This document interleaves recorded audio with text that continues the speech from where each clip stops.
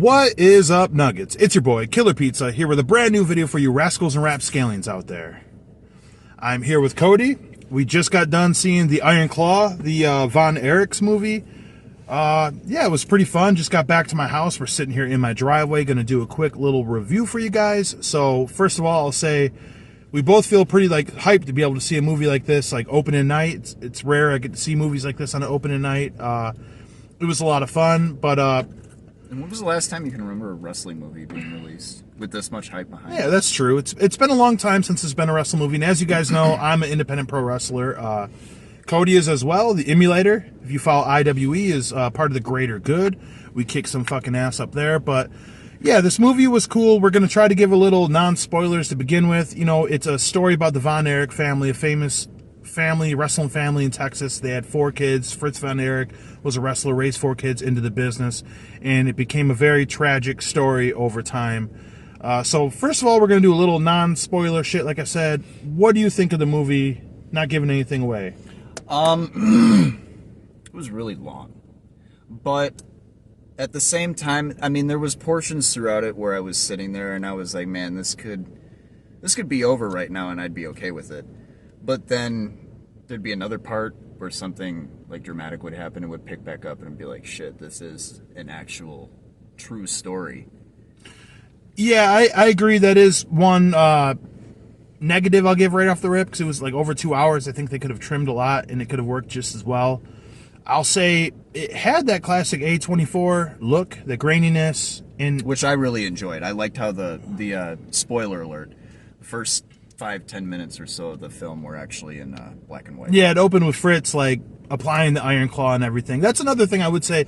I wish they would have explained the Iron Claw a little more for casual viewers, because they didn't really say what it was. They just showed it in the beginning. They never explained it was the finisher or anything like that. I liked the way it looked. I just watched a movie from that Scream Team releasing set. You guys see me get that unboxing. It was Cadaver Christmas, right? They added this graininess to it the whole time, but it had a straight to DVD look. So I thought, if you're going to add the graininess, but it's shot a certain way, it has a bad look. Where this had the graininess, but the camera work looked like it was shot in the 70s. So I thought that was pretty nice. That was something. The outfits, they didn't look ridiculous. I feel like a lot of movies centered around the 80s and 70s kind of did. They overdid it with the clothing, but the everything was really well done, honestly. That's a good point, that they didn't overdo the look of it. Mm-hmm. I will say, Zac Efron was absolutely jacked in this movie. Holy man. Shit, jacked. Dude. That was a dude from High School Musical. Yeah. That's fucking I always knew wild. he was pretty cut. And I'll just say right off the bat, obviously, Kevin Von Erich is the main character. Zac Efron plays the main character. All the performances were really good. I'd say Zac Efron wasn't, award winning on this for any means, but he did really good. Everybody did a really good job acting this movie. I actually like Fritz. His role, the actor that did that might have been my favorite, because Fritz was definitely a hero that kind of, in my eyes, became a villain by the end of the movie. Yeah. I'm not sure how villainized he was by his children, and I understand this is kind of a movie and they had to do it that way. It was shot. I like this because the way it was shot too. It had the shaky cam, fight scene kind of stuff that I normally wouldn't like. But there's something about it that I did like. I was gonna make a mention. The camera angles, I feel like if they would have just taken 2 steps back and gotten a little bit more of the action, it would have been a little bit nicer, because I remember there were a couple of scenes where I'm sitting there shit, you can't even tell what they're doing. Even certain you scenes, just know they're fighting. Certain scenes too, where someone's rolling out of bed and it's so close. At one point, it's just their shoulder. Really... What I liked about it too is I thought it was going to just introduce each brother, one by one, and it wasn't how do you say formality? I can't fucking speak. Formality? Yeah, or whatever. It wasn't like that. Where, like I said, the movie really follows Carrie, and Kevin. You don't really see. Was it? I thought it was David. No, Kevin Von Erich. Oh, yep. You don't really see Carrie Von Erich's story necessarily until going into the second act, where they kind of add their Rocky montage part, where it's showing him training and everything. So it's they kind of presented and layered the characters differently, rather than just here's a character scene, here's a character scene. It just kind of followed Kevin, and it would always go back to the emotions that Kevin had towards things, like when he didn't get the heavyweight title, and then the opportunity got His passed to struggle each one with of his that. brothers, and very tragic. And I guess unless you got anything else to say in general about the film, we can go on to the spoilers. There is one more thing that I wanted to make mention of. Mm-hmm. I think this film was very much told through the eyes of Kevin Von Erich. It didn't really focus. I mean, of course, there was a focus on the other brothers, but it was kind of really a focus on Kevin Von Erich's struggles with the wrestling business and being, outshined by his brothers. And That's true, because the way it was advertised, at least to me in the trailers, you would think like it was all the brothers. Yeah. Even on the poster, the thumbnail, you see they're all hugging. And I mean, if anything, the second main character was the dad, Fritz. And even him, it was like everything was ran through the eyes of Kevin, which I think was one of the most, like, it's hard to say, like, comforting parts of the movies in a way, because you kind of like felt his pain through him. yeah, I definitely was able to, I guess in wrestling we call it suspend your disbelief. Yeah. And I mean, just overall with the movie in general, before the spoilers and everything, I mean, I guess there ain't really no spoilers. There's no need to give like spoilers. I mean, Unless because we say it's a biography film. if you know the Von Erich story, you're gonna pretty much know everything that happened. It's a in this good point. movie. There are no spoilers when we know the story, but yeah, like little things. I would say my critiques would be The scene of Kevin carrying Carrie away from that the was tree was really, really the blood dripping on the ground and everything. That was super, super heavy. pretty dark. Michael waking up and being shit. There's certain It's really scenes. not there This is anymore. something I can give as like a non-spoiler to kind of tell you guys. There's certain scenes where Kevin deals with the deaths of each of his brothers, where they have moments where he foreshadows, where like especially one brother in particular, they have a scene where he could have helped him. He suggested what he should do to help him, and his brother brushed it off and said, "I got to do what I got to do, brother." Then when he hears the news, he realizes like. Which that's something good too, because like he realizes it's his fault, but he never says it. You see it in his eyes. There's something about like there's funny moments in this movie. It's definitely a serious movie, but it's not like the saddest movie. There are definitely some lighthearted moments, and I mean, really, honestly, it's not. It really isn't super dark. There's it's not like as much lighthearted moments as dark moments, but they're kind of.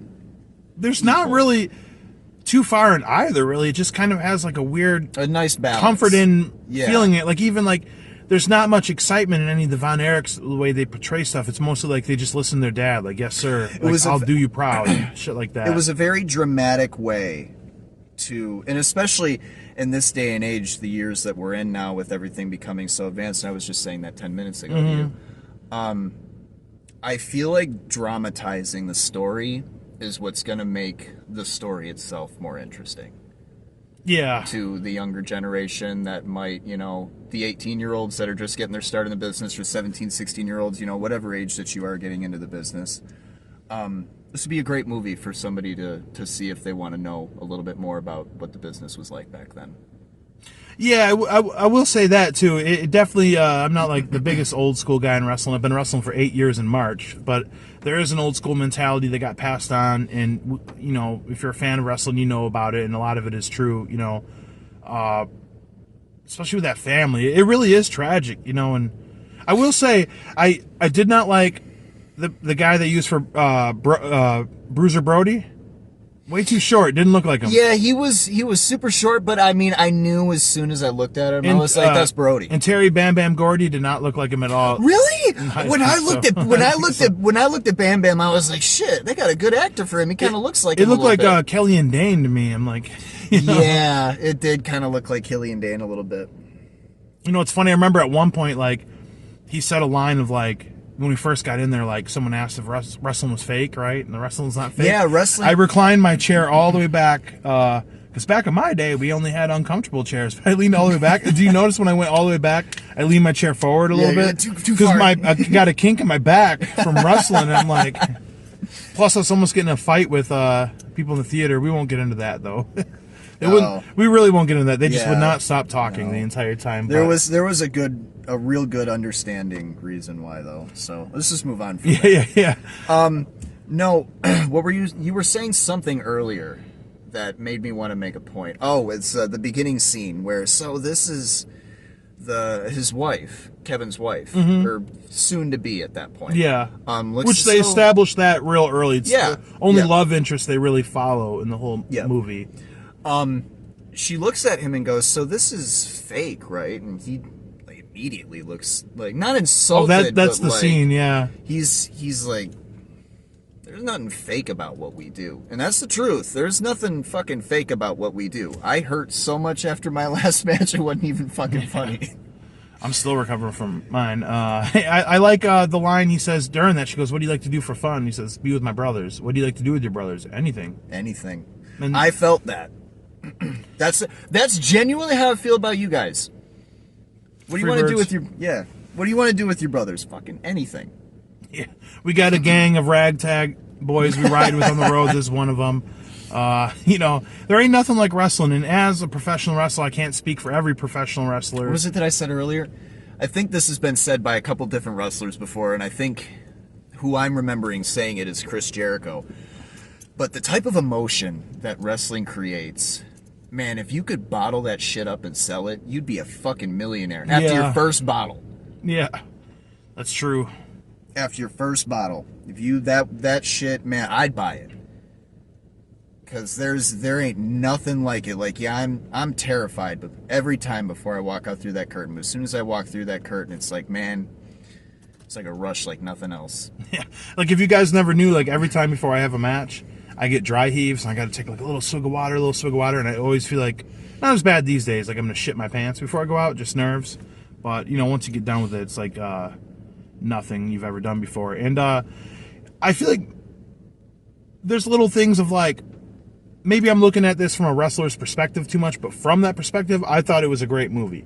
I did too. But from a fan's perspective, I think it's very relatable too.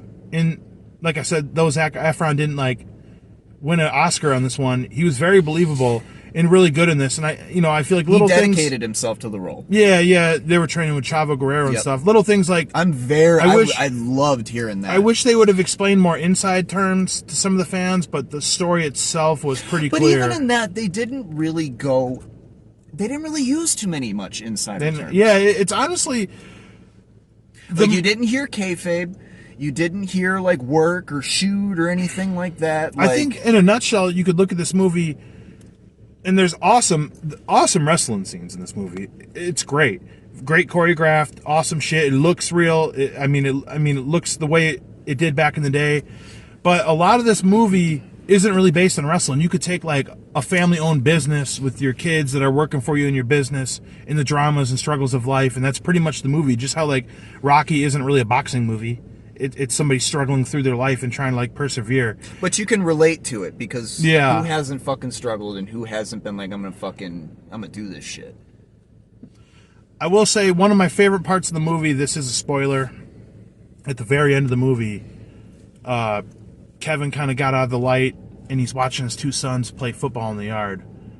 And he starts crying and they come up, both of them, they say, "What's wrong, Dad?" And they hug him and he goes, "I just seen you brothers play. I don't have a brother. I'm not a brother." He said, I used to Be a brother. I used to be a brother. And the two little I'm kids, not I never anymore. heard a little kid like refer it this way, but they say, We'll be your brothers, Dad. "We'll be your brother's dad." I could be your brother's dad when That he's was your so dad. fucking And they cool. kissed him, and the movie just kind of ended.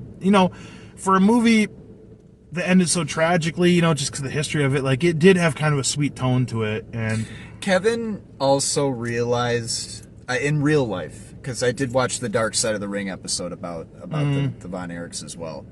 It seemed to me like Kevin realized that his brother's mistakes were his brother's, and he had his own life to live and family to raise and everything. So I think after watching all of his brothers pass away and his father become kind of, I don't know if this is how he really was in real life, but in the end of the movie, he was kind of portrayed as a piece of shit. who was?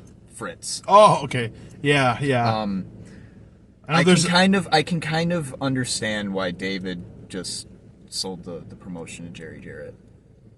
Yeah, if all that's true. But No, I believe that is historically true. honestly, this is the type of film I feel like once we get done recording this video, I'm going to think of 1,000 things to say. But in a nutshell, we're going to wrap this up right now. It was great overall just to go see a movie opening night. And I will say this, the couple critiques I have, mostly is it's just too long. It was a little over 2 hours. They could have cut some stuff out. Yeah. And, I mean, that's really most of the critique I have. It was a great movie, but I don't expect it, it might win some awards, but I'm not expecting like best, I think that's the best way of putting it is like it wasn't like blow my socks off one of the greatest dramas I've ever seen where it was in the place to have like a lot of other dramas that come out, but it was a really good movie. I mean, if I had to give it a rating out of 10, I never do ratings, so I have nothing to base this off of. A healthy 7. I would say about a 7.5. It was good. Highly suggest you guys checking it out, especially if you are a fan of wrestling. Absolutely. And, very informative. Yeah, definitely. Hope you guys like seeing a review of me with a friend in a car, because normally I see movies with Nick Baker and he always falls asleep in the theater, so I can't do a review with a sleeping man. But anyways, yeah, that was a great movie. I loved it. I think you guys should check it out. And I think you got any final thoughts on the movie? Anything else you want to add before we wrap this up? It's not something that, like, if you miss it, don't feel like you missed out on something. But if you have the chance to go and spend the money and watch it, it's definitely a really good, informative piece on the Von Erichs and even kind of just like I said earlier, the wrestling business around the late 70s, early 80s. Yeah, sounded great in the theater too. Great soundtrack and all that. But there was a couple songs I was jamming out to in that movie. Yeah, always important to support movie companies in the movie theater, especially like A24 like that, so we can keep getting more and more movies. Don't let the movie theater shit die like the video stores did. Streaming is the devil. But anyways, hopefully you guys like this damn near 20-minute bonus video I'm giving you guys today with my main man, Codename Emulator. But other than that, did my best Larry Zbyszko impression there. Well, it sucked. Other than that, Blood Guts Gore. Check you guys next time.